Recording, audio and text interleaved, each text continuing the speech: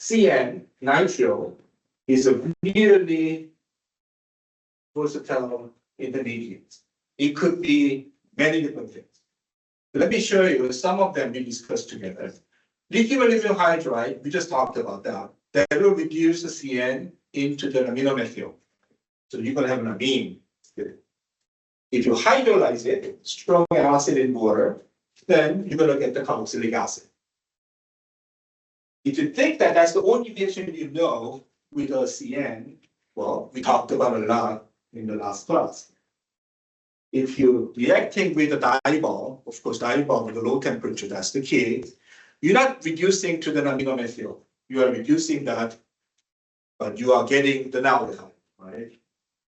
That is kind of the things that are not really easily visible by the reagents, but you get the aldehyde. Aldehyde is very nice also intermediate because if you have it, you can reduce also different ways, so the borohydride, the hydride, you get the alcohol. Once you get the alcohol, you can do substitution with the halide, that can be the phosphorus halide, or thallium chloride. You can make the alkyl halide. That can be used for the SN2 reaction, they can be used for the SN1 reaction, they can be used for the E1, E2. Not only that, you can use it to create vineyard, dialkyl cuparates, all sort of other reagents too.